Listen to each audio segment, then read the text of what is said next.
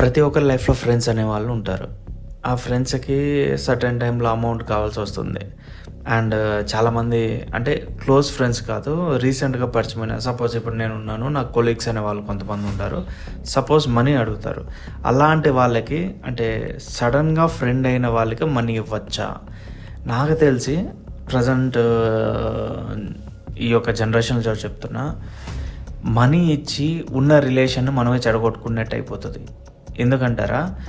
Suppose వాడు అంతవరకు మనతో వాడు మంచిగా క్లోజ్‌గా ఉంటాడు. మనం ఎవ్రీథింగ్ అంటే అప్పటి వరకు ప్రతి ఒక్క విషయం మనం ఈచ్ అండ్ ఎవ్రీథింగ్ వాడితో షేర్ చేసుకున్న విషయాలు సపోజ్ అలా ఉంటది. అండ్ వన్ ఫైన్ డే వచ్చి అమౌంట్ అడుగుతాను ఎలా అంటే ఇచ్చేస్తాం.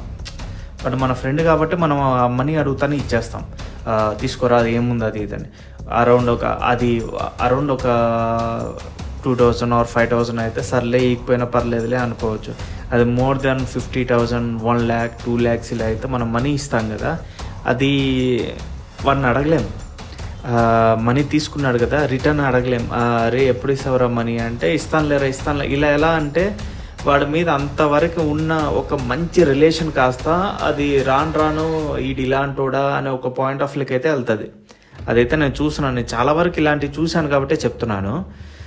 ఫస్ట్ బాగుంటుంది అంటే మనీ ఇవ్వనంత వరకు మీ యొక్క రిలేషన్ అనేది సూపర్ ఉంటుంది. మనీ ఇచ్చిన తర్వాత మీ రిలేషన్ అనేది మీ ఇద్దరి మధ్య మిస్అండర్స్టాండింగ్స్ జరగడం, ఇన్ని రోజులు మనీ తీసుకున్నావు కానీ తిరిగి ఇవ్వలేదు అనే ఒక పాయింట్ ఆఫ్లో గొడవ అయితే స్టార్ట్ అవుతుంది. సో నా ఒక పాయింట్ ఆఫ్లో ఏంటంటే మన క్లోజెస్ట్ ఫ్రెండ్స్ ఎవరన్నా ఉంటే వాళ్ళకి దయచేసి మనీ ఇవ్వద్దు.